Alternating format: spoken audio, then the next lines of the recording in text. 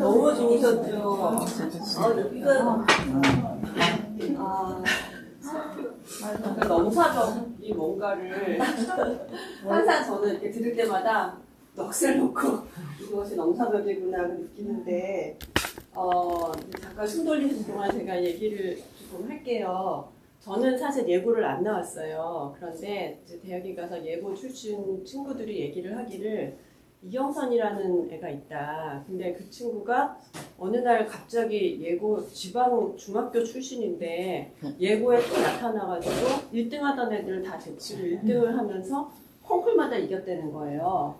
그래서 애들이 너무 충격을 받았대요. 그런데 나중에는 심지어 이경선의 제자들하고 콩쿨에 가서 붙어서 떨어졌다 막 이런 얘기가 되는 거예요. 그래서 궁금했었거든요. 저도. 그래서 어떻게 해서 음악을 시작하고. 근데 또 마침 이 곡은 제가 신청을 한 건데, 이 곡이 얼마 전에 객석에서 이제 인터뷰에서 어릴 때 얽힌 얘기가 있어서 제가 어릴 때 얘기도 들을 겸 또 여러 가지로 시작하게 된 거 좀 듣고 싶어서 이경선님한테 내가 부탁을 드렸는데 너무 좋으셨죠? 네. 네. 그러면 이경선 선생님 이 곡에 대한 얽힌 얘기와 또 어릴 때 어떻게 음악을 시작하셨는지 등등 얘기 좀 해주세요.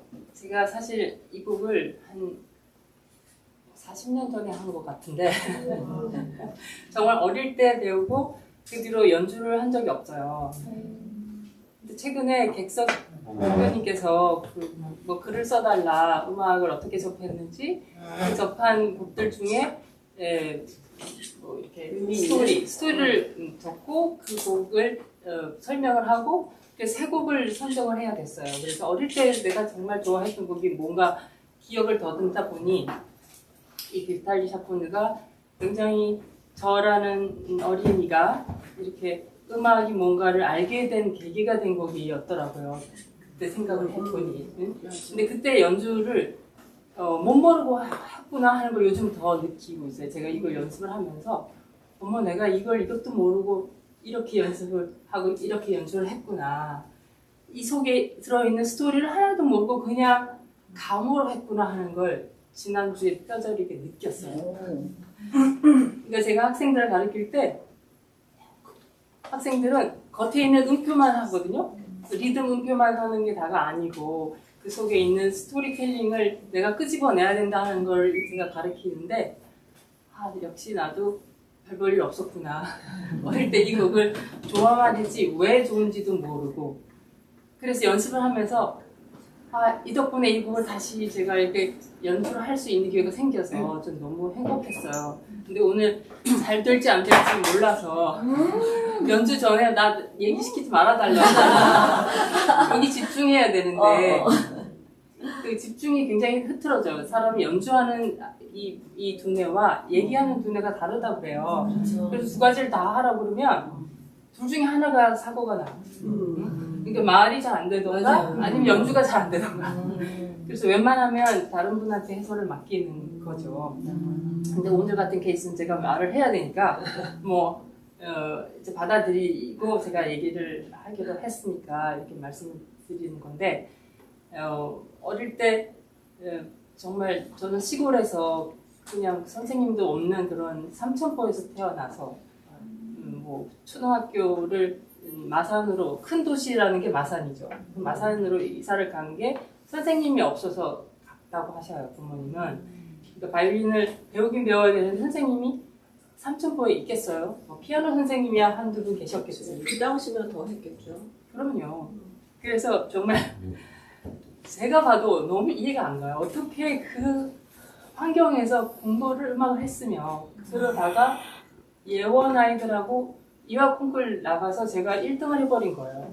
제가 중3 마산 제1여자중학교에서 서울에 와서 예원 애들을 다 이기고 1등을 했으니 얼마나 예원 아이들이 저를 미워했겠어요.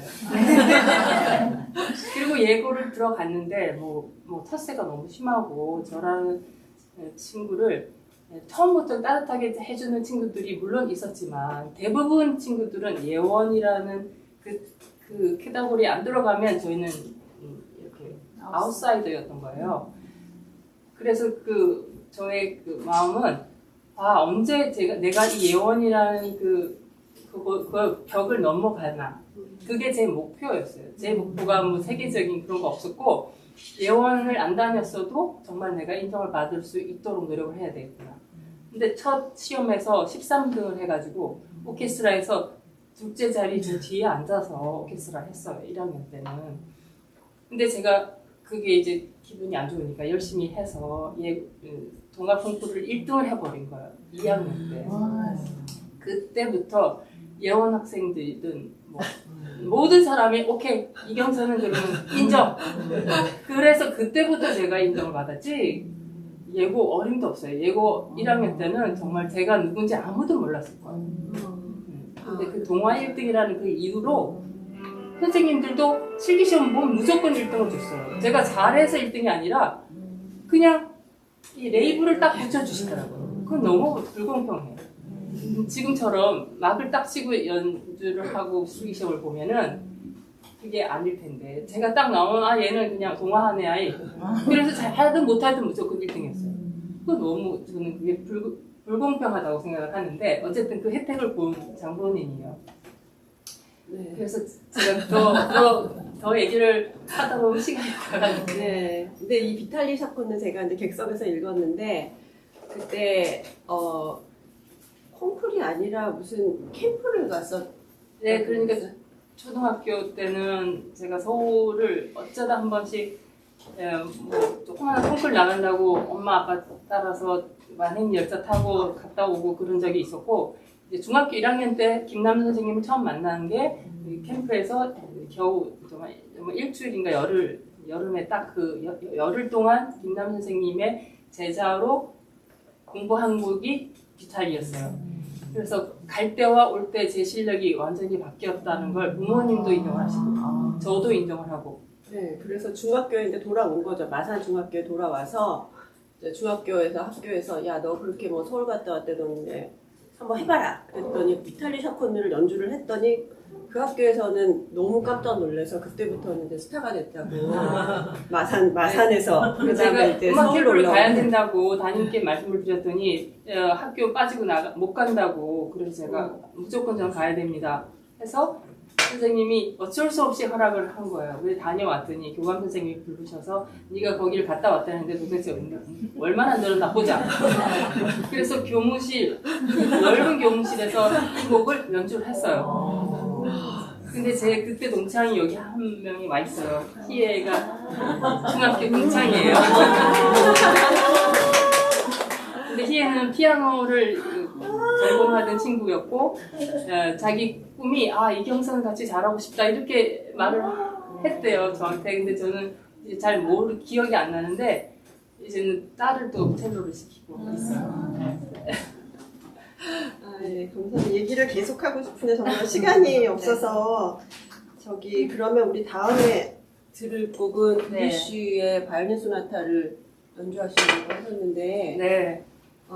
이 곡에 대해서 네, 사실 드뷔시가 인상주의 작곡가로 정말 대표적인 분이잖아요. 근데 말기에 암을 갖고 투병 생활을 하는 동안 작곡을 한 곡이 이 소나타예요. 근데 오히려 굉장히 밝아요. 그래서 제 생각에는 자기가 힘들지만 이제 천국에 갔을 때 얼마나 행복한가를 생각하고 쓰지 않았을까 그런 생각이 들기도 하고 또 주변에 많은 분들이 갑자기 이렇게 세상을 떠나시고 그 암이라는 게 우리 주변에 너무 많고 저희들도 항상 조심해야 되는 그런 병이잖아요. 그래서 이 데뷔시를 들으면서 혹시 힐링이 되시라고 이 곡을 선택을 했어요. 근데 그 당시에 사진기가 발명이 됐대요. 그러니까 이 미술이 사실 제 친구 영현이가 미술을 전공을 하니까 얘기 잠시 한다면 미술이라는 게 이제 정물화, 인물화는 정말 사진처럼 그리던 시대가 그때부터는 없어진 거잖아요. 그래서 제가 보기에는 이 데뷔시를 들으실 때는 소설을 듣는 게 아니라 어떤 스토리를 듣는 게 아니라 그냥 그 순간 수필을 이렇게 에세이 같은 거를 읽는다는 느낌으로 들으시면 더 좋을 것 같고 그 빛에 의해서 갑자기 그 순간 느낌을 르네, 모네 이런 작가들이 그리듯이 이 데뷔시도 그런 작품을 생각하면서 들으면 가장 적당할 것 같아요. 이 다음 곡이 시베리우스인데 그 곡을 들으실 때는 예를 들어서 소설을 읽는다는 느낌으로 들으시면 될 것 같고, 이 곡은 그게 아니라 내가 지금 현재 어떤 느낌으로 오늘 아침에 딱 나왔는데 너무 해가 쨍쨍한 거예요. 그래서 오늘 그 기분으로 이 데뷔스가 적당하지 않을까. 어떤 기승전결을 따라가는 게 아니라 네. 그때그때마다 그 느낌을. 그리고 오늘 이제 이 음악회를 한다 그랬더니 제일 먼저 말씀하신 게 그럼 홍소유랑 해야겠다 이렇게 얘기를 했어요. 그래서 우리 오늘 피아니스트는 홍소유 씨인데 정말 현악계에서는 너무나 사랑받는 그런 홍소유 씨가 피아노를 해주시는데, 네, 저는 정말 서울대학을 13년 근무를 하면서 소유 씨가 없었다면 얼마나 내가 피곤했을까. 반주자들이 굉장히 실력이 있어도 횡포를 부리는 분들이 많았어요. 자기가 잘한다는 이유로 너무 아이들한테 돈을 많이 받거나 시간 없다고 이러는 분들이 많다면, 소유 씨는 한 번도 너무 겸손하셔서 이렇게 사람이 겸손할 수가 있나. 자기 실력하고 안 맞는 거예요. 그래서 제가 사람으로서 너무 좋아하고, 실력은 두말할 것도 없어요. 그냥 믿고 맡기면 다 나오는 분이에요. 무슨 왜 옛날에 어떤 뮤직박스에 돈 딱 넣으면 나오는 그런 식으로 모든 바이올린 곡을 꿰뚫고 있어요. 바이올린뿐만이 아니겠죠. 근데 제가 아는 거는 이제 바이올린 곡들을 할 때 들었기 때문에, 그래서 소유 씨가 항상 있기 때문에 나는 어디서 갑자기 연락이 오면 소유 씨만 데려가면 나는 안심인 분인 거예요. 네. 그러면 우리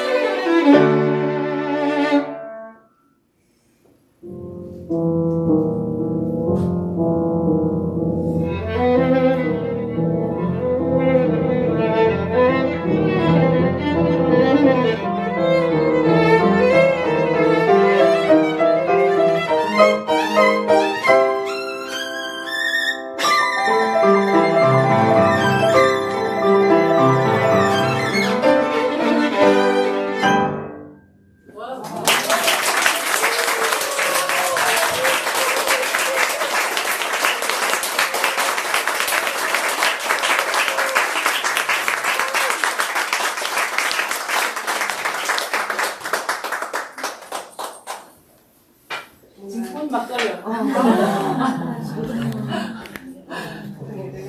제가 얘기를 좀 하지요. 쿠키 같은 거 줄까요? 아니. 그게 아니라 이 가슴이 쿵쿵대면 손도 따라 떨려요. 그리고 제가 엄청 떨리는 경우에는 이렇게 청심환을 먹고 하거든요. 근데 집에 청심환이 없는 거예요. 그래서 홈트만 가시는 그래서 아이고 큰일 났다. 아 근데 이상하게 여기가 제일 떨려요. 저도 큰 무대보다 이렇게 사람들이 계시니까 당연하죠. 너무너무 저도 떨려요. 알고 그걸 모든 분이 다 아시는 걸 제가 이제야 깨달았어. 나만 떨리는 게 아니라는 거를. 우리도 다 같이 떨려요 지금. 특히 가까이 계신 분들이 나의 허점을 다 모를 수 있잖아. 그렇지. 그러니까 큰 콘서트홀은 멀리 있으니까. 오히려 내가 뭐 정말 화장이 어떻게 되는지도 안 보일 정도로 머니까 덜 떨리는데 이런 자리가 가장 부담이 됩니다.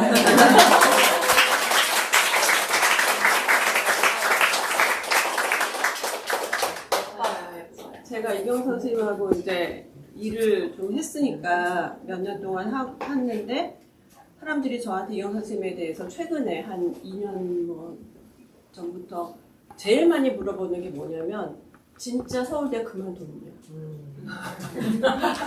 그거 하고 왜? 그러는 거예요. 왜냐하면 음악 전공하는 사람들한테는 제일 꿈의 직장이 서울대 교수잖아요. 근데 서울대 교수 자리를 그만두고 미국의 인디애나 대학에 물론 이제 거기에 좋은 조건이긴 하지만 그래서 사람들이 이제 그때 예고에서 충격받은 것 같이 다들 또 음악하는 사람들이 충격을 받았는데 지금 보면 거기를 이제 가신 다음에 오히려 국제적으로 더 세계적으로 유명해지고 그 다음에 뭐 국제 콩쿨 또 국제 무슨 캠프 중에도 최고의 캠프 그래서 완전히 세계적인 거장들과 어깨를 나란히 하는 위치로 가고 특히 올해 퀸 엘리자베스 콩쿨의 심사위원이 돼서 신문에도 나오고 그래서 이제 그렇게 활약을 오히려 더 크게 하고 계세요. 그리고 한국에도 또 아쉽지 않게 이렇게 와서 한국 밴드에게도 또 제자들도 보시고 하시는데 어떻게 퀸 엘리자베스 얘기 좀 해주시겠어요? 네, 사실 93년에 제가 그 콩쿨에 참가자로 12명이 들었을 때 제가 가장 나이가 많았어요. 보통 17살부터 30살까지니까. 제가 그때 28이었고 사실 국제 콩쿨을 많이 돌다가 이거를 한번 하면 내 팔자가 풀리겠지. 그런 생각과 그 다음에 한국을 대표로 갔기 때문에 내가 정말 잘해서 우리 한국에 있는 모든 분들이 정말 응원을 해주실 거야 하고 갔잖아요. 근데 당일날 제 드레스끈이 떨어지면서 본선에서 너무 제가 몸에 힘을 주고 그러다 보니 하필 또 시베리우스를 그때 했는데 일부에서 데뷔스를 한 거예요. 그 전에 들으신 일부를 하고 그 다음에 후반부에서 물론 이 끈을 붙이고 무대에 섰지만 일부에서 이미 모든 에너지를 낭비를 했다는 걸 제가 산막장을 하면서 느꼈어요. 몸에 힘이 하나도 안 남아있고 그러니까 무슨 낙지가 이렇게 돌아가는 느낌? 그래서 음정이 다 망가지더라고요. 그래서 그날 연주를 끝내고 들어가면서 엉엉 울었어요. 내가 그 콩쿠르를 위해서 시간을 얼마나 투자했는데 그 말도 안 되는 드레스 끝 때문에 나의 인생이 이렇게 무너지는구나 하면서 펑펑 울었어요. 근데 제가 결국은 12명 중에 10등을 했죠. 그래도 꼴찌는 안 했잖아요. 근데 만약에 그때 끈이 문제가 없었다면 몇 등이나 했을까? 지금 곰곰이 생각해보면 뭐 5, 6등 했겠죠. 근데 그 등수가 중요하지 않은 거를 이제서야 알았어요. 그게 사실 이번에 심사를 하면서도 누가 1등이냐가 중요하지 않았어요. 이미 본선에 들어가면 다들 천재들이야. 너무 다 잘했고 도저히 한 명을 고를 수가 없었어요. 오렌지, 사과, 딸기 중에 뭐가 더 좋아 이렇게 됐을 때 그걸 어떻게 결정을 해요? 같은 딸기끼리면 몰라. 그러니까 말도 안 되는 그런 선정을 해야 되는 저희 입장이 굉장히 난감했어요. 근데 올해가 특히 최고로 수준이 높아서 이미 다른 국제 콩쿠르를 완전히 그냥 사로잡은 아이들이 적어도 5명 이상이었어요. 그럼 걔네들은 어차피 이 콩쿠르를 이기나 아니긴 상관없이 커리어가 있다고. 그런데 굳이 또 나온 이유는 아마도 이 콩쿠르이 그래도 세계에서 1위라는 걸가 검증이 되잖아요. 그래서 저희가 한 달 동안 있으면서 그 심사위원들과 함께 많은 즐거운 시간을 보내고 정말 잘하는 학생들 중에 어떤 아이는 안 되더라고요. 저는 분명히 돼야 된다고 생각했는데 떨어지고 아닌 아이들은 또 붙고 그러니 뭐 이런 콩쿠르라는 게 다 이런 거지 뭐 하는 결과를 얻고 왔어요. 그래서 안 됐다고 절대 패배의 맛을 보면 안 되고 됐다고 절대 거만하시면 안 돼요. 아니 그러니까 그때 10등 했는데 그래서 그렇게 펑펑 울었는데 심사위원이 될 줄은 그때는 꿈에도 몰랐던 거죠. 제 꿈이 정말 소망이 어릴 때부터 심사위원이 되는 게 꿈이었어요. 그렇죠. 왜냐면 저는 연주하고 정말 힘들이고 하는 그 무대에 서 있는 사람들이 다 안 돼 보이고 앉아서 이렇게 앉아서 심사료 받으면서 정말 최고의 대접을 받으면서 점수 쓰는 게 나아요. 제 점수는요? 그러니까 그 점수 쓰는 나의 마음은 내가 정말 이루었구나. 내가 내 인생을 제대로 살아왔구나 하는 걸 스스로 느끼면서 정말 감사합니다. 하나님 감사합니다. 하면서 매일 그 자리를 앉았어요. 그렇지. 근데 어느 날 딱 앉았는데 쪽지가 하나 있어요. 근데 영어로 제 이름은 누구고 제 아버지가 선생님이 그때 30년 전에 콩쿠르에 왔을 때 선생님을 응원하던 옆집 아저씨예요. 자기 아버지가 지금 80대이시고 지금 연주를 듣고 계신데 혹시 선생님 만나주실 수 있으세요? 하고 영어로 편지를 남겨놓은 거예요. 그래서 당연히 제가 기억을 하죠. 왜냐면 그 아저씨가 포르쉐를 몰고 오셨는데 빨간 포르쉐를 모셨는데 제가 너무 그게 나의 로망이었어요. 내가 언제 돈 벌면 이런 포르쉐를 몰아야지 하면서 사진도 찍고 그거 운전하는 척을 했어요. 운전은 없으니까 그 사진을 현상에 주셔서 그거를 이렇게 오려가지고 제 악기 케이스에 가지고 다녔어요. 근데 바로 그 아저씨가 아직도 살아계시고 와서 저를 만나러 오셨더라고요. 만났어요. 그래서 사진도 찍고 그런데 그분이 프랑스 말밖에 못 하시는 걸 그날 알았어요. 제가 그때는 제가 영어가 짧아서 그랬는지 그분하고 대화가 안 되는 걸 몰랐어요. 이번에 보니까 불어밖에 못 하시는 거예요. 영어 못 하세요. 파파고가 있잖아요. 파파고. 하고? 번역하는 거 앱. 어쨌든 그 짧은 시간에 그 따님 음. 덕분에 물론 대화를 조금 했는데 그런 에피소드가 있었어요. 그래서 살다 보니 이런 일도 있구나 하는 날이었고 그래서 10등을 했어도 이렇게 심사위원으로 불러주신 이유가 제가 잘해서가 아니라 서울에 있는 사람 중에 누구를 보러 봐야 되나 하다 보니 제가 걸린 거예요. 그때 제가 서울대 교수였고 2년 전이니까. 그래서 저를 초청했던 데는 아직 제가 서울대 있을 때예요. 그래서 서울대학에 있는 교수 중에 누구를 뽑나 하다가 제가 이제 걸린 거지 제가 인디아나 갔다고가 아니고 제가 너무 잘나서도 아니고 그냥 서울에서 누군가를 데리고 가야 되는 시대가 그렇게 됐네요. 제가 그때 학생일 때는 심사위원 중에 한국인이 한 명도 없었어요. 없을 당시에 제가 뭘 느꼈냐면 왜 우리는 맨날 일본 사람한테 치이나 일본은 소니, 뭐 파나소닉 이런 큰 그런 거를 어디든지 다 가면 다 걸려 있어. 응? 공항서부터. 그러니까 그런 큰 무대에서 그 콩쿠르에서 그런 분들한테 얼마나 많은 스폰서를 받았겠어요. 그러니까 웬만큼 잘하면 안 되는 거예요. 일본인들이 항상 저보다 앞서 점수가. 그래서 그때 제가 느낀 거는 우리가 잘하려면 내 실력, 그 다음에 체력, 그 다음 국력이 있어야 되는 거예요. 저는 그때 떠저리게 느꼈거든요. 근데 지금은 일본 사람이 없었어요. 아니, 죄송합니다. 이번에 중국인이 없었어. 그래서 한국인 2명, 일본인 2명, 그 다음에 나머지 이렇게 해서 12명이 초청을 받았는데, 그래서 국력이 있기 때문에 제가 불려간 거예요. 그러니까 이경 선생님하고 이렇게 얘기를 해보면 다들 느끼셨겠지만 제가 느끼는 거는 두 가지인데요. 하나는 엄청 겸손한 거를 느끼셨죠. 그래서 제가 그래서 존경하고 또 하나는 말을 너무 잘한다. 교수님 말을 너무 잘하는데 왜 나를 해설을 시키냐 해요. 그런데 이제 말을 하고 연주를 하려면 힘들어. 그런데 또 지금 보면 말도 하고 연주도 잘 하잖아요.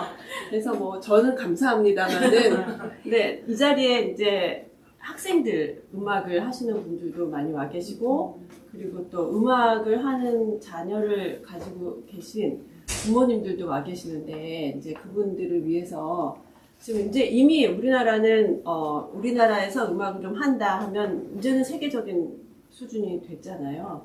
그래서 정말 세계에 나가서 앞으로 업계를 나란히 한다는 말마저 무색할 정도로 두각을 나타내고 있는데 선생님 같은 경우에는 서울대에서도 가르쳐보고 또 한국에서도 여러 학생들 가르쳐보시고 지금도 미국에서도 하지만 또 세계 많은 학생들을 보셨잖아요. 그리고 지금 어떤 판도인지도 다 보고 있기 때문에 우리나라 학생들의 장점은 뭔지 또 그리고 오히려 반대로 좀 이런 점은 이렇게 하면 좋겠다고 생각하는 게 있으면 좀 말씀해 주세요. 사실 짧게 이렇게 지각해서 말씀을 드려야 되잖아요. 뭐 계속 하다 보면 시간도 너무 많이 가고. 그러니까 제가 하고 싶은 말 중에 가장 먼저 말씀을 드려야 되는 거는 인디아나 음대에서 교수를 뽑을 때 한국 사람을 하면 뽑아야 되겠다고 생각을 했던 게 이미 베이컨 선생님 살아계실 때 아시는지 모르겠지만 10년 전에 암으로 돌아가셨어요. 그분이 돌아가신 그 자리에 한국인을 뽑아야 되겠다고 계속 생각하시다가 결국 제가 가게 됐고 그 다음에 제가 뽑아놓으니까 마음에 드시니까 저한테 피아노과에서 연락을 하셨어요. 혹시 피아노에서 한국인을 한 분을 모시고 싶은데 좋은 분 추천을 해라. 그래서 그러게요 하고 고민을 했었는데 이번에 한지호라는 젊은 피아니스트가 이번에 교수로 공채를 통과를 했어요. 근데 이 한지호라는 친구는 미국을 와본 적도 없는 친구고 독일에서 일찍 공부를 했고 콩쿠르 뭐 여기저기 많이 이긴 그런 친구인데 아직 32? 너무나 젊은데 어떻게 그런 젊은 경험이 그러니까 티칭 경험이 하나도 없는 그런 미국에서 공부를 한 적이 없는 사람을 공채로 뽑았나. 아무리 생각해도 이거는 국력이구나. 그렇잖아요. 예전에는 어림도 없어요. 한국인이 어떻게 교수가 돼요. 그러니까 지금은 한국에 너무 잘하는 아이들이 많다는 걸 이제 다 아는 거예요. 이분들이 빠삭한 거야. 어디를 치면은 좋은 아이들이 온다는 걸 알아버렸어요. 그러니까 저도 가게 됐고 한지호도 오게 된 거죠. 근데 한지호라는 친구가 이메일을 썼어요, 저한테. 선생님, 저는 이번에 이렇게 공채에 붙은 한지호입니다. 선생님 같은 선배님들이 닦아놓은 길 덕분에 저희가 이렇게 혜택을 받고 좋은 교수를 그 자리에 공채가 통과됐다고 저한테 너무 감사하다는 그런 이메일을 줘서 이 친구가 내가 아무것도 한 게 없는데 그렇게 선배를 이렇게 그렇지. 인정해주는 너무 괜찮은 친구구나. 그래서 저는 이 친구가 아직 누군지 몰라요. 안 만났어요. 앞으로 보게 되면 정말 같이 한국인으로서 더 혼자는 부족한데 또 한 맞아. 명이 더 오면은 맞아. 저희가 시너지 효과가 있을 음. 것이다. 네. 그래서 기대를 잔뜩 하고 있어요. 네. 근데 아까 질문은 딴 거였죠. 학생들한테 뭘 얘기를 해야 되냐. 글쎄요, 저는 지금은 너무나 글로벌 시대이기 때문에 한국인이라서 어쩌고 이런 얘기는 이제 안 맞아. 뭐 굳이 할 필요 없고 각자 자기의 꿈을 잃지 말고 계속 도전하고 도전하다 보면 언젠가는 이루게 된다고 생각을 해요. 네. 제가 처음부터 이렇게 막연히 큰 꿈을 꾸진 않았고 그냥 나는 할 수 있는데 왜 주변에서는 너무 늦었다 그러나 제가 대학을 졸업하고 유학을 가면 너무 늦었대요. 그래서 왜 늦었지? 나는 언제든지 공부를 하고 더 발전할 수 있다고 생각하는데 근데 고등학교 때 안 가면 늦었대. 근데 안 늦었잖아요. 지금 생각하면 내 말이 맞았어. 그러니까 늦게 갔다고 그런 것도 이제는 말이 안 되고 그때 당시에도 이미 나는 해냈으니까 지금은 뭐 더 많은 아이들이 여기서 공부를 해도 좋은 분들이 이미 한국에 많이 와 계시기 때문에 공부할 수 있고 유학도 빨리 가도 괜찮고 늦게 가도 괜찮은 시대가 왔어요. 그러니까 어디 있든 열심히 하면 되고 다른 사람하고 비교하지 말고 나의 어제보다 나으면 돼. 내가 오늘 어제보다 나으면 그걸로 오늘 일 잘했어. 그러니까 나는 지금 연주를 하는 게 어제보다 좀 더 연주를 잘하면 나는 너무 행복해요. 그걸로 나는 만족을 할 거라는 거예요. 뭐 여기 계신 분들이 날 너무 좋아해 주고 안 좋아해 주고 그건 중요하지 않아. 나는 그냥 내가 잘 때 나 오늘 참 잘했어 괜찮아 하고 얘기할 수 있게만 되는 게 제 항상 느끼는 목표라고 할 수 있어요. 멋있습니다.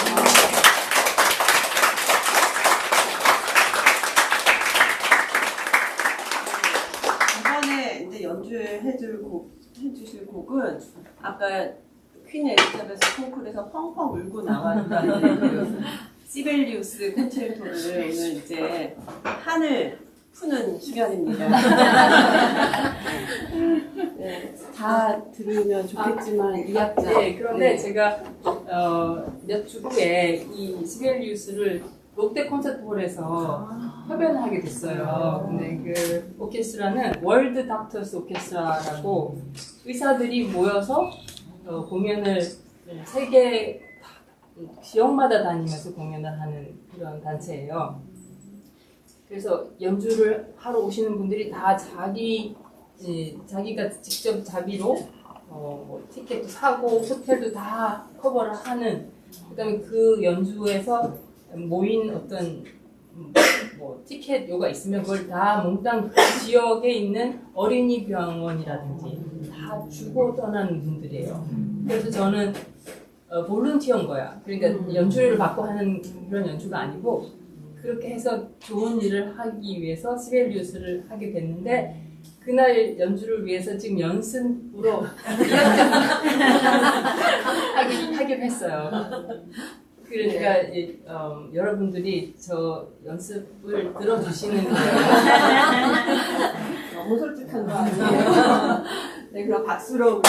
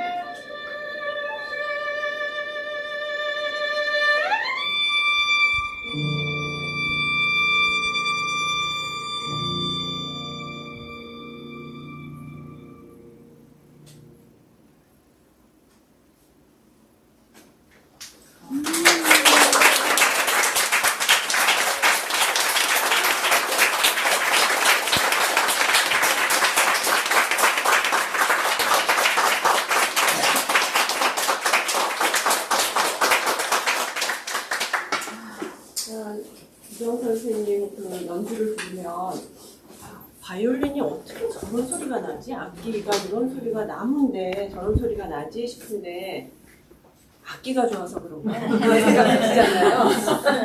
둘 다. 근데 정말 뭐 명필은 원래 붓을 안 가리긴 하지만 이 악기는 또 유명한 과르네리 아닙니까? 네. 언젠가 하이페츠한테 어떤 분이 그 악기 소리 너무 좋다고 뭐냐고 그래서 하이페츠가 아무 소리 안 나는데? 그런 설화가 있어요. 그러니까 악기가 소리가 좋은 게 아니라 그걸 사용하는 사람이 잘해서 난다 그 말을 이제 하이페츠가 하셨는데 사실 저는 반반이에요. 악기가 안 좋으면 그만큼 또 연주하기 어렵고 그렇지만 현대 악기도 요즘 워낙 잘 만들어서 굳이 이런 고가의 악기를 살 필요는 없다고 봐요. 근데 제가 퀸 엘리자베스 콩쿨 가기 바로 전에 이 악기를 구입을 했어요. 그게 93년 3월이었던 것 같은데 이 악기를 사겠다고 찾은 게 아니라 어떤 분이 한번 해보라고 써보라고 그랬어요.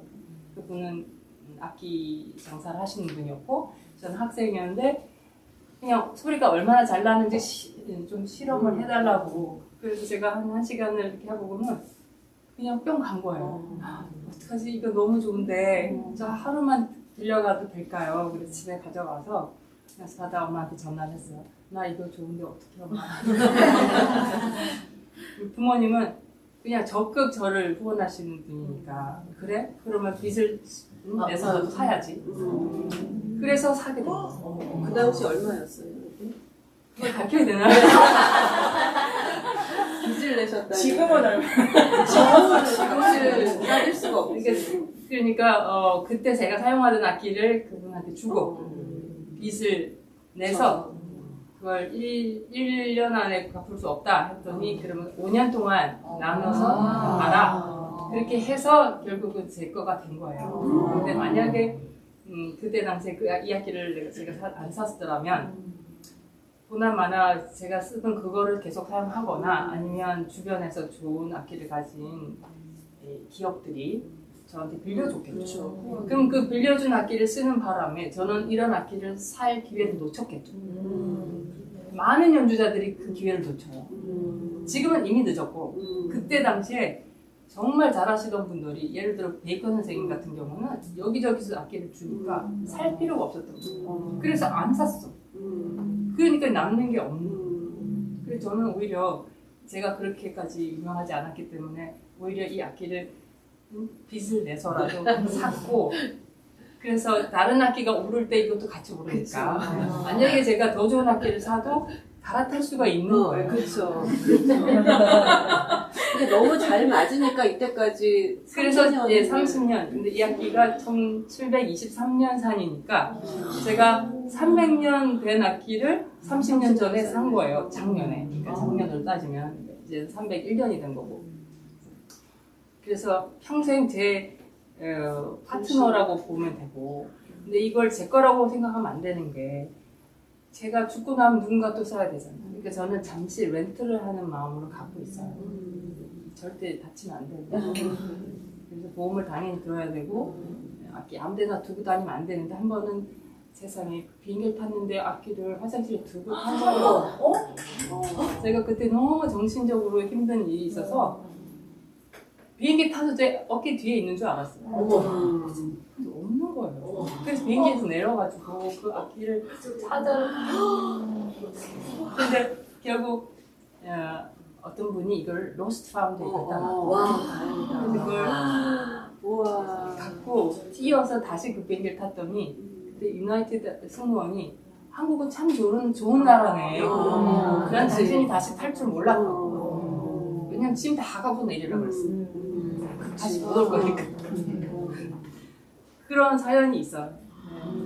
그래서 이 악기를 제가 계속 더 쓸 건지, 뭐 팔 건지, 뭐 더 좋은 악기로 바꿀 건지 이건 항상 염두에 두고 있어요.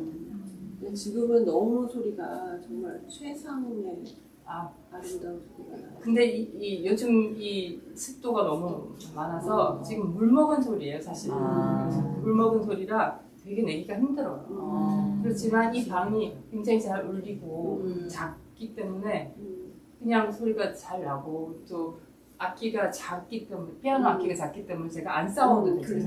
그랜드 피아노하고는 항상 저 싸워야 돼요. 악기가 그렇게 큰 소리가 나는 악기가 아니에요.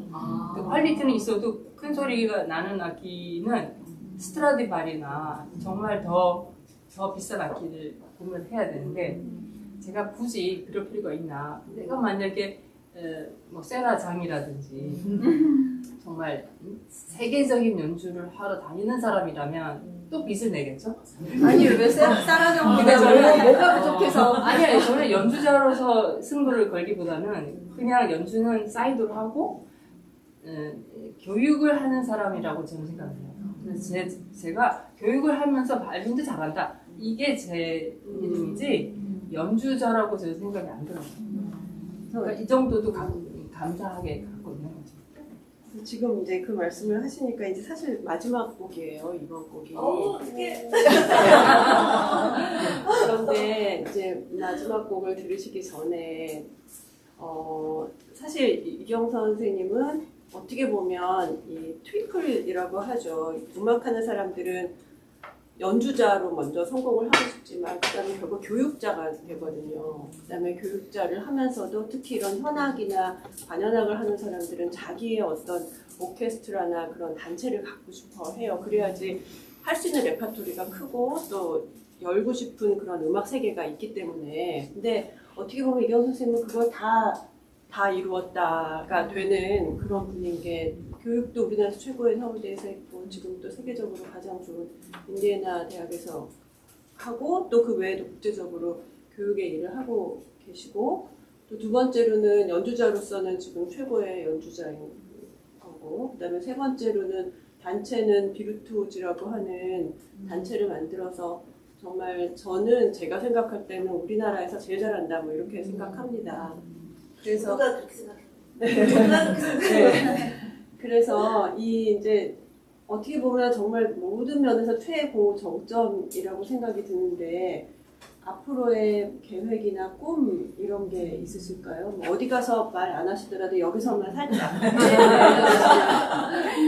사실 서울 비루토지를 만들게 된 계기는 많은 오케스트라랑 협연을 하러 가면 정말 겨우 한 번 아니면 두 번 리허설을 해주시고 무대 연습하고 끝인데 항상 제 마음에 안 들어요. 이 연주자들이 대충 반주를 하고 너무 소리가 크고 그 다음에 음정이 다 나가. 그럼 제가 마음에 안 드는 거를 어떻게 제가 고쳐요? 지휘자가 있는데 한 번 그랬다 혼났어요. 지휘자가 기분 나빠해요. 그러니까 이건 내가 할 게 아니구나. 그래서 저는 그냥 가만히 있다가 몇 개만 정말 3-4개만 요구를 해야지 그거보다 많이 요구했다가는 화를 내시더라고요. 기분 나빠하시고. 그래서 내가 차라리 나랑 맞는 사람들끼리 오케스트라를 만들어서 내가 내 마음대로 정말 음악을 제대로 만들어서 무대에 서봐야 되겠다. 그렇게 해서 비르투오즈가 탄생한 거거든요. 근데 정말 이렇게 규모가 물론 작지만 그 안에서는 제가 리더라기보다는 모든 사람이 다 리더십을 갖고 이렇게 연습을 하기 때문에 지휘자 입장이 아니에요, 저는. 그냥 4명 중에 1명인 거야. 그 리더 4명 중에. 그래서 그 연습을 하면서 항상 내가 참 이걸 잘 만들었다. 연주를 하는 목표는 그냥 조금 연습하다가 대충 해서 올리는 거 그건 저의 그게 아니고 정말 최상으로 연주를 해서 그 연주를 듣는 사람이 역시 정말 음악은 이렇게 해야 돼 하는 말을 듣는 게 제 목표인 거예요. 그러니까 그걸로 돈을 버는 게 돈 당연히 못 벌죠. 당연히 마이너스지만 그걸로 인해서 관객들이 정말 음악이 뭔지 더 이해해 주시고 음악하는 사람을 존중해 주시면 그걸로 저는 된다고 봐요. 그래서 지금 벌써 내년이면 10년째거든요. 그래요? 2005년에 시작을 했으니까. 그래서 지금 음반 작업도 하고 있고 음반이 만들어지면서 저희가 축하 공연, 음반 발매 기념 공연을 내년에 할 예정이고요. 그리고 제가 내년에 60이잖아요. 그러면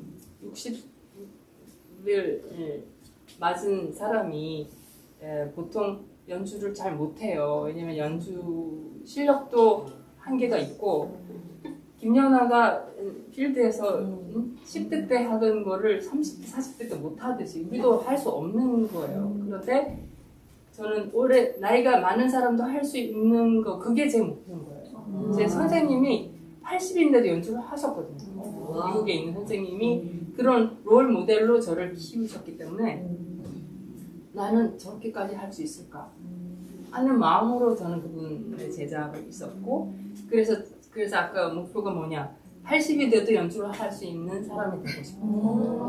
당연히. 근데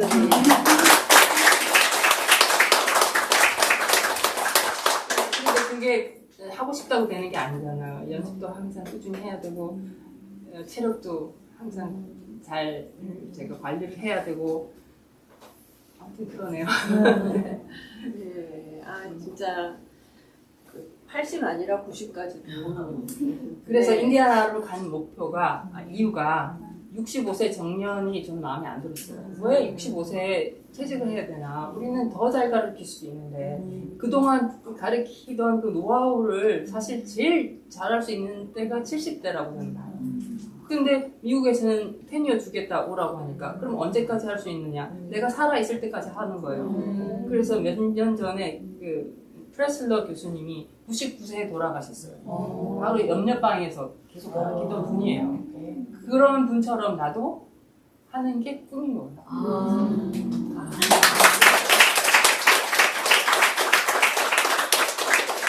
그렇게 될 것 같아요. 우리 앞으로 이제 80세 됐을 때 이 자리에서 또 한번 확인을 해봅시다.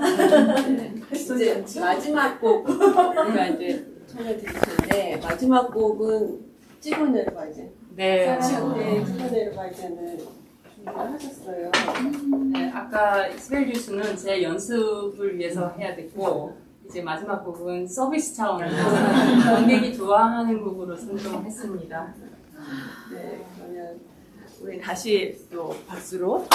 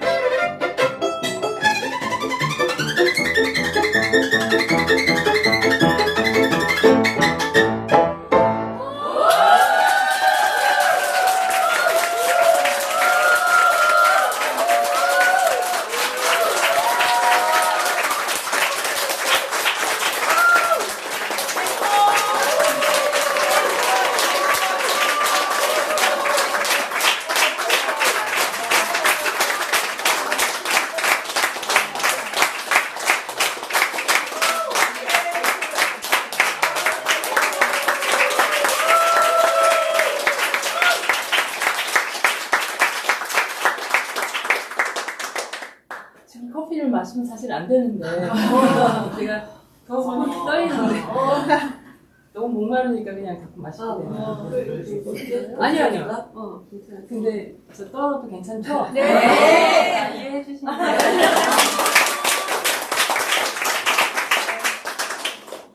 그래서 제가 앵콜을 분명히 하실 것 같아서 고민하다가 무반주 한 곡을 하는 게 좋을 것 같아서 어떻게? 네, 저희 선생님도 조금 쉬시고 제일 좋아. 네, 그래서 박 무반주 소나타 1번 1악장인데요.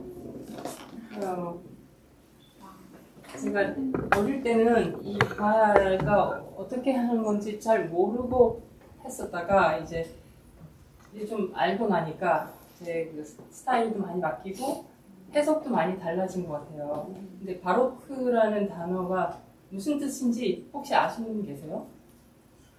바로크 음악. 그럼 바로크가 뭔지 혹시 모르실 것 같아요. 물어보면 아무도 몰라. 특히 제자들은 더 몰라요. 그래서 르네상스 시대의 음악은 불협화음이 거의 없다가 불협화음이 막 생기듯이 이 시대인데 바로크라는 단어는 찌그러진 진주예요.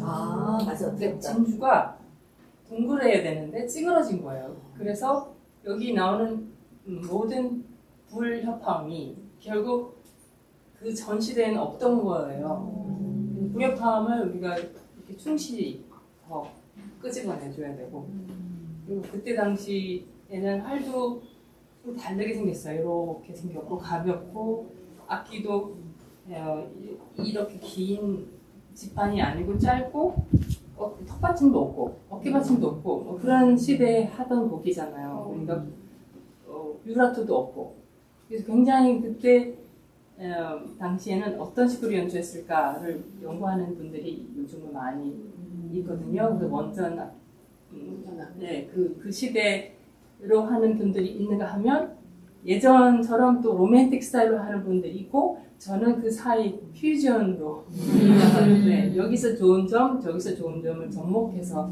특히 연주를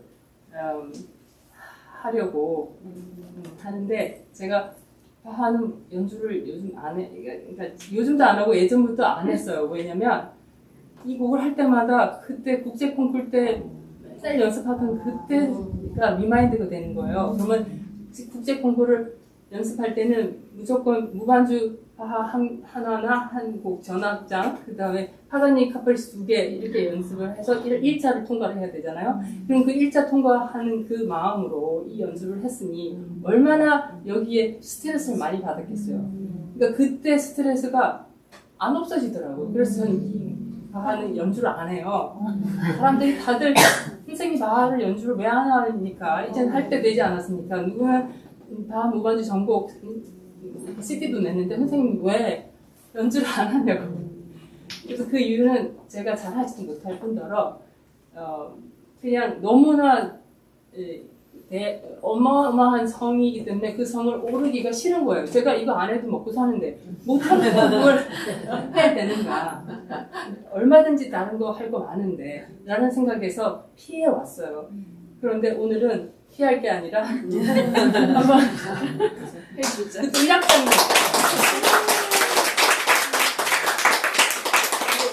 서울대 공채 때 무반주 전악장하고 그 다음 나머지 30분을 하라고 했어요. 공채 때 제가 소나타 2번 전악장을 했었어요. 물론 다 안보를 해야 됐고 그때도 엄청난 스트레스였어요. 그래서 결국 붙었지만 이 바하는 저희 바이올린 하는 사람들한테는 그런 숙제로 생각이 들지 이걸 즐기는 음악으로 생각을 못해요. 그게 그동안 있었던 일들 때문이잖아요. 그런데 정말 기가 막힌 곡이라는 거는 우리가 다 인정을 하죠. 그러니까 음악적으로 공부를 할 수 있는 곡인 것뿐만이 아니라 이 곡 안에는 정말 많은 게 다 녹아 있고 그래서 오늘 연주 들으실 때 자기만의 스토리를 만들어서 들어주세요.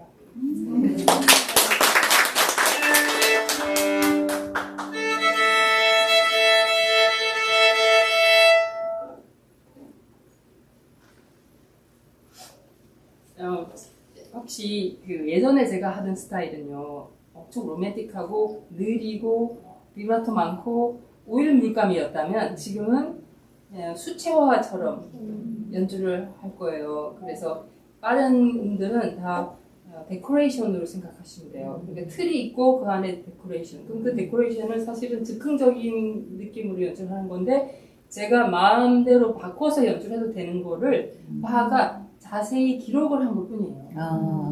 그러니까 바하가 쓴 대로 하는 사람들이 물론 대부분이지만 어떤 연주자들은 그거를 살짝 자기 나름대로 카덴자 같은 카덴자를 다 바꿔서 할 수 있듯이 그렇게 바꿔서들 많이는 아니고 가끔 그렇게 연주하는 사람들이 있는데 저는 이대로 하면서도 마치 제가 즉흥적으로 이렇게 머리에 떠올라서 연주하는 것처럼 할 거예요.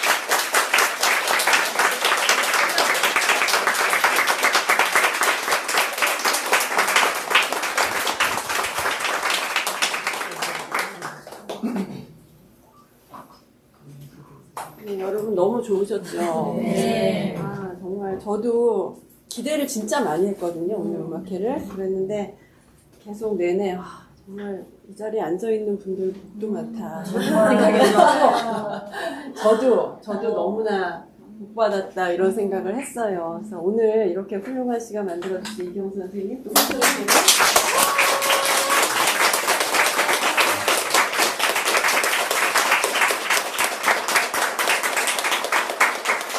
이 자리에 계신 모든 분들도 정말 응원하고 정말 각자의 지금 아까도 얘기 들으면서 저도 막 이렇게 뭐라 그럴까? 힘과 용기가 막 솟더라고요. 그래서 그렇게 열심히 살아야겠다 이렇게 생각했는데 다들 응원 드리고요. 오늘 이제 이 자리 처음 오신 분들도 계실 텐데 도대체 여기가 아파트 같은데 그리고 또 무슨 모임이지 할 텐데요. 액트의 권영연 대표님 잠깐 아니 일단 경선이 너무 고마워.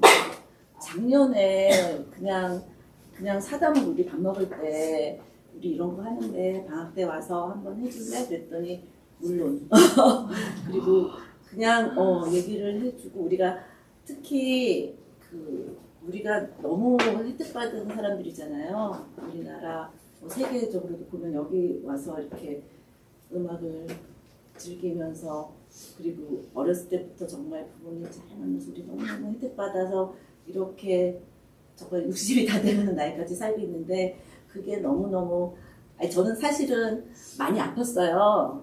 암 수술도 여러 번 하고 많이 아팠었는데 그러고서 만난 제 하나님이 있어서 그래서 제가 가지고 있는 재능이나 제 주위 친구들한테 부탁을 해서 우리가 소외청소년들이나 주위에 좀 힘든 사람들을 위해서 뭔가 우리 재능으로 선한 영향이 됐으면 좋겠다 그런 마음으로 같이 모였는데 특히 오늘 경선이 저도 떨렸어요. 계속 떨리면서 막 울컥울컥 하면서 어떤 아파서 한 뭐 있었다고 누가 그런 얘기 들으면서 마음이 그러면서 이제 경선이의 이 아름다운 바이올린의 선율처럼 정말 우리가 선한 마음의 흐름을 이렇게 주위에 퍼지면은 우리를 통해서 그럼 참 좋겠다 그런 생각도 있고 사실은 저희가 올해는 돕는 데가 소외 청소년 아이들 중에 서초 지역 아동 아이들에게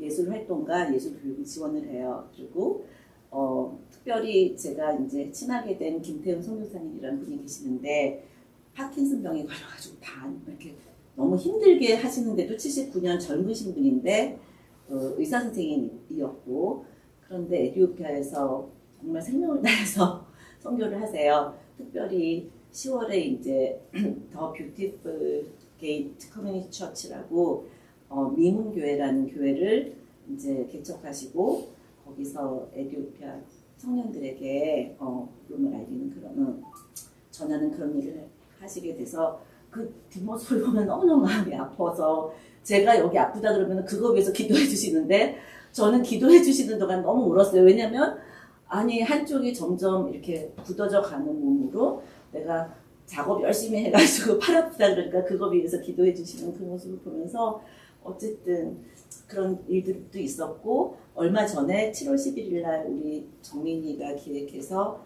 또 회복이라는 아름다운 연주회도 있었어요. 그리고 오늘 마침 오늘은 경선이가 오는 때를 이제 딱 이제 맞춰가지고 오늘 이렇게 좋은 시간을 함께 보내게 됐는데 제가 고민을 했어요.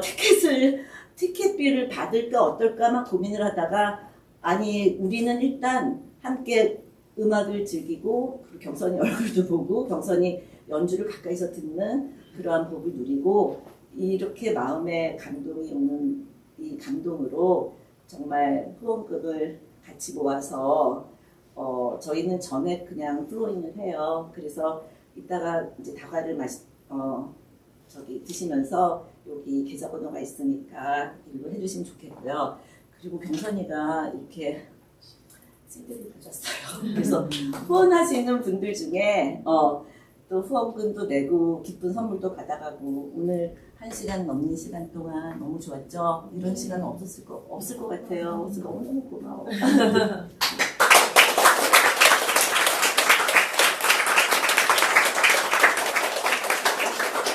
자유롭게 그냥 마음에 오시는 분들은 여기다가 보내시면 돼요. 돈 내실 필요 없이 보내시면 되고 내가 보냈다 하시면 이거 가져가시고요. 안 보내면 싶다 하시는 분은 살짝 가자. 이경선 선생님의 그 브람스 바이올린 소나타 전곡. 네네. 소나타 세 세 곡을 개. 세 분의 피아니스트와 함께 만드는 CD인데요. 나름 열심히 노력을 했는데 너무 좋아요. 너무 좋고. 그 속에 들어주세요. 글은 제가 썼어요. 진짜? 일단 나도 내가 쓴 거. 맞아, 맞아. 내부 일단 제가 가져갈게요. 네. 감동이다. 그래서 너무 제가 사인도 해드릴 수 있어요. 이따가 사인해주세요. 오늘 어쨌든 감사하시고 여기 저기 다과가 있어요. 그러니까 좀 드시고 이경선 선생님하고 사진 사진 잘 보기 찍어요. 전에 잠깐 우리 예, 예. 경선이가 여기 예, 예. 이렇게 해서 우리 이렇게 사진 아, 같이 그럴까요? 찍을까요? 네, 사진 여기 제가 여기 앉을까요? 여기 의자를 놓을까? 여기 아니요. 의자를 부회장님 여기 앉으시고 여기 제가 죄송하지만 앉을게요. 그래 의자 앉아요. 부회장님 여기 앉으세요. 아 꽃을 가지고 오셔서 저한테 너가 그냥 여기 앉아있어요. 저한테 주시는 걸로. 아니, 꽃을 이분이 저한테 주시는 걸로. 감사합니다. 감사합니다.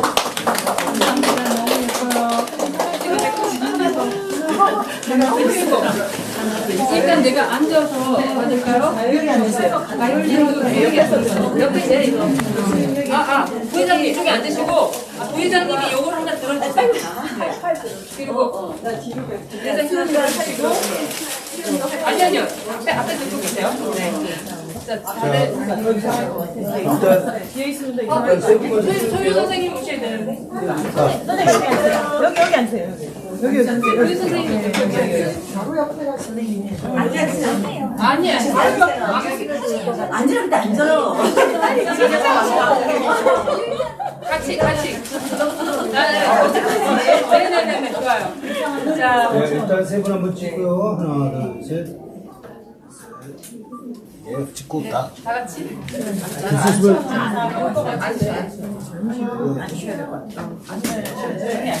두 분이 저 위에서 이쪽 분들은 저 복도로 오시는 게 다거든요. 부도로 가보인데. 여기 앞에 분, 거기까지만. 여기까지 들어오시는 저기 나머지는 복도로 가세요. 까지만. 뒤로 가죠. 뒤로. 네. 저쪽으로 가. 저쪽으로 복도로 가죠. 야 이제 왔어? 안 나왔어. 아, 어디 가서 상인이 어디 갔어? 신경 썼구나. 여기 아이디가 더 있네. 아이디가 더 있네. 더 있어. 뭐가? 아이디가 더 있네. 아이디가. 그래? 빨리 찍어. 네, 하나, 둘, 셋. 예. 또 오실 분 없어요? 저기 다들 정원이. 손 하트 내주세요. 하트 한번 해주세요. 하나, 둘, 셋. 예, 됐습니다. 저희가 우리 교수님하고 저 하나만 네. 부회장님하고 하나 찍어야 조명이 있어요.